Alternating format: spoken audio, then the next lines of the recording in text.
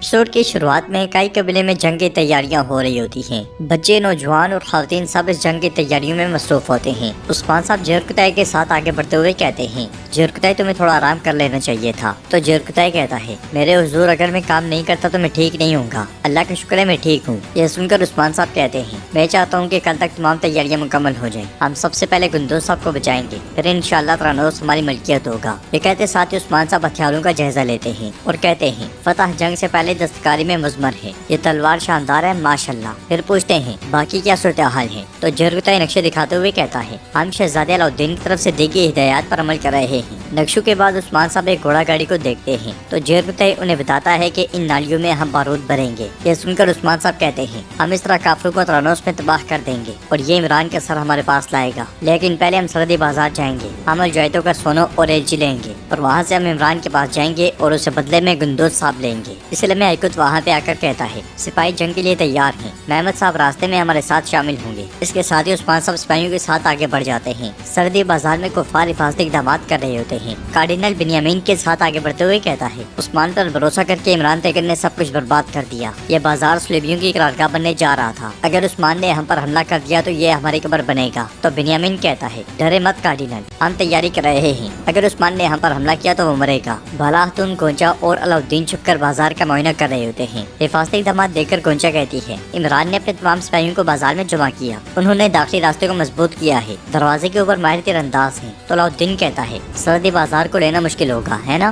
یہ سن کر بالا خاتون کہتی ہے، انتظار کرو، ہم نے ابھی اپنا آخری اقدام نہیں کیا، عمران الجویتوں کے سونے کے لیے ترتیب کر رہا ہے، ایلچی بھی یہاں موجود ہے، ہمیں جلدی کرنے کی ضرورت ہے۔ اس کے ساتھ ہی وہ سب پلٹ جاتے ہیں۔ ادھر سے عثمان صاحب اپنے سپاہیوں کے ساتھ سرحدی بازار کی جانب رواں ہوتے ہیں۔ بحران جاڑیوں میں چھپ کر انہیں دیکھ رہا ہوتا ہے اور ان سب کے آگے بڑھ جانے کے بعد وہ کہتا ہے، میں جانتا تھا کہ آپ سرحدی بازار اس کمینے عمران کے پاس نہیں رہنے دیں گے، اللہ آپ کی مدد کرے۔ یہ کہتے ساتھ وہ چہرہ چھپا کر نکل پڑتا ہے۔ دوسری جانب کو نور ایک مقام پر نقشے کو دیکھ رہا ہوتا ہے، اس لیے میں ایک شخص کی تلوار اس کی گردن پر ہوتی ہے، مزید بہت سارے سپاہی بھی اسے گھیر لیتے ہیں۔ وہ شخص کونور سے پوچھتا ہے، یہاں تم کیا کر رہے ہو؟ تو کونور کہتا ہے، میں کماندار ہستیوں سے ملنے آیا ہوں۔ جواباً وہ شخص کہتا ہے، کوئی بھی ہستیوں کو نہیں ڈھونڈ سکتا، تمہارا نام کیا ہے؟ تو کونور کہتا ہے، کمانڈر ہستیوں اور میں شانہ بشانہ لڑے، وہ دونوں ہاتھوں سے خنجر چلانے میں ماہر ہیں، اس کا دایاں بازو ایک لڑائی میں زخمی ہوا تھا، اس کی آنکھیں کافی تیز ہیں، تم میں سے کوئی نہیں ہے، اس لیے میں ہستیوں وہاں آتا ہے اور کونور کو دیکھتے ساتھیوں سے گلے ملتا ہے اور پھر پوچھتا ہے، کونور یہاں کیسے آنا ہوا؟ تو کونور کہتا ہے، اب سے میں عثمان صاحب کے حکم پر عمل نہیں کروں گا، میں اپنی سرداری قائم کروں گا اور اپنی جنگ خود لڑوں گا۔ یہ سن کر ہستیوں کہتا ہے، ٹھیک ہے بھائی جاؤ کرو، تم مجھ سے کیا چاہتے ہو؟ کونور کہتا ہے، بھوکا گھوڑا زیادہ دیر تک نہیں چل سکتا،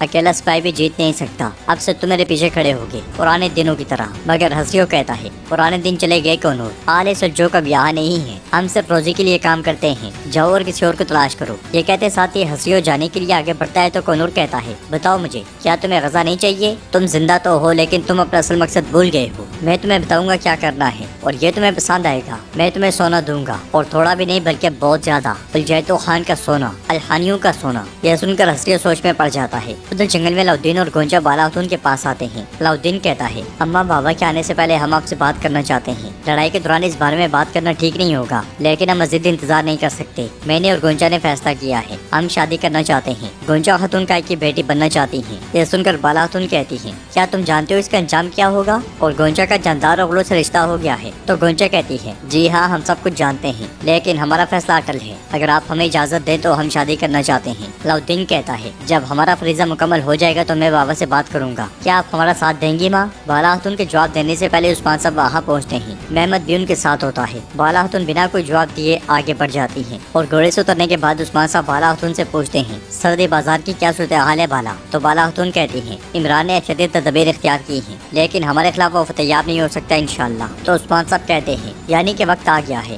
شماس کو نظریں چراتا ہوا دیکھ کر محمد کہتا ہے، شماس پیچھے مت کھڑے ہو، اچھی طرح سنو۔ عثمان صاحب مزید کہتے ہیں، ہم سرحدی بازار واپس لینے جا رہے ہیں۔ پھر بالا خاتون زمین پر نقشہ بناتے ہوئے کہتی ہیں، انہوں نے دروازوں کو مضبوط کیا ہے، بازار میں انہوں نے بہت سی رکاوٹیں کھڑی کی ہیں۔ پھر علاؤالدین کہتا ہے، سپاہی مسلسل حفاظت کر رہے ہیں۔ جواباً عثمان صاحب کہتے ہیں، مطلب وہ ترکوں کی طرح اس کا دفاع کر رہے ہیں، لیکن ہم ان پر بازنطینیوں کی طرح حملہ کریں گے۔ محمد پوچھتا ہے، عثمان صاحب آپ کے دماغ میں کیا है तो उस्मान साहब कहते हैं हम उन पर वहाँ से हमला करेंगे जहाँ से उन्हें गुमान भी नहीं होगा। जोहर कुतैब तमाम सिपाहियों को इकट्ठा करो, अब हम सरहदी बाजार का मुहासरा करने जा रहे हैं। अलाउद्दीन, गोंजा और बाजियान आप पीछे से आहिस्ता आहिस्ता अंदर जाएंगे। जब हम आगे से हमला करेंगे तो आप पीछे से हमला करेंगे। कार्डिनल और एलची जब हम उन पर हमला करेंगे तो वो भागने शुरू कर देंगे और आपको होशियार रहना होगा। हम उन्हें जल्दी पकड़ने की कोशिश करेंगे। जंग मुबारक हो। इसके साथ ही वो सब वहाँ से रवाना हो जाते हैं। नाज़रीन, इसके बाद हम देखते हैं बुरहान अल-जम के साथ अतरानोस का खुफिया रास्ता देख रहा होता है जहाँ वे बाज़ंतीनी सिपाही मुसलसल हरकत कर रहे होते हैं। सिपाही उरहान से कहता है काफी वक्त हो गया है लेकिन हम अभी यहाँ फंसे हुए हैं। तो उरहान कहता है हमें एहतियात से काम लेना होगा। अगर उन्होंने हमें देख लिया तो वो जान जाएंगे कि हम पोशीदा रास्ते के बारे में जानते हैं, लेकिन हम उनकी यहाँ से निकलने का इंतजार नहीं करेंगे। और गौस हसन को भी जाकर बता दो। ये सुनते साथ ही गौस चला जाता है और अल-जम खातून को उदास देखकर उरहान कहता है आप उदास ना हो,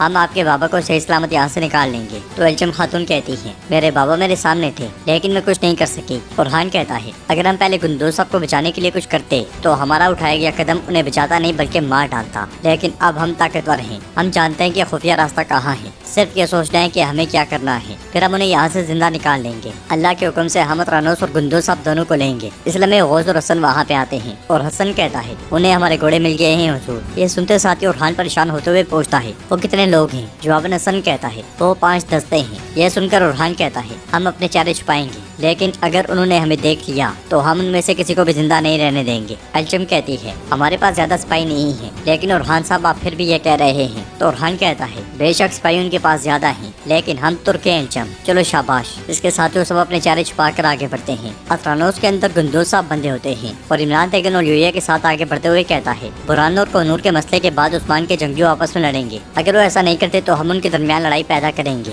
तुमने अपनी जिम्मेदारी पूरी तरह निभाई और यूया, अब मेरी बारी है। गुंदोज साहब को देखकर और यूया उनके पास जाती है तो गुंदोज साहब कहते हैं तुम गद्दार गद्दार, और यूया कहती है तुम सबको बेवकूफ बनाना बहुत आसान था, मुझे ये बिल्कुल भी मुश्किल नहीं लगा। तो गुंदोज साहब कहते हैं तुम सिर्फ अपने आप को धोखा दे रही हो, तुम जो कुछ कर सकते हो करो, मैं कभी भी आपके सामने सर नहीं झुकाऊंगा, मैं इज्जत से मर जाऊंगा लेकिन सर नहीं झुकाऊंगा। यह सुनकर इमरान तेगन आगे बढ़ते हुए कहता है बिल्कुल तुम्हारी बहू आयशा की तरह। फिर और यूया कहती है तुम सबके सब अंधे हो, इतने अंधे की किसी ने हकीकत नहीं देखी, लेकिन आयशा मुख्तलिफ थी, वो एक ज़हीन लड़की थी। उनकी बातें सुनकर गुंदोज साहब चिल्लाते हुए कहते हैं तुमने मेरी बेटी के साथ क्या किया? जवाबन और यूया मुस्कुराते हुए कहती है मैं अल-जम को मारना चाहती थी ताकि दो का एक बैल मुत्तहिद ना हो, लेकिन बेचारी आयशा को जहर दिया। होलोफेरा बहुत बेवकूफ थी, उसने मुझे बचाने के लिए अपने आप को कुर्बान कर दिया। अगरचे जहर ने आयशा के दिमाग को मुतासर किया था, लेकिन वो जानती थी कि सब कुछ मैंने किया है। वो मेरे पास इत्तेहाद के लिए आई तो मैंने उसे मार डाला। यह सुनकर गुंदोज साहब को बहुत गुस्सा आता है और इमरान तेगन कहता है तुम सबका अंजाम ऐसा ही होगा। इसके साथ वो दोनों आगे बढ़ते हैं तो गुंदोज साहब चिल्लाते हुए कहते हैं मैं कसम खाता हूँ कि मैं तुम्हारी जान लेने से पहले नहीं मरूंगा, खुदा गवाह है मैं नहीं मरूंगा। बदजात कमीनो,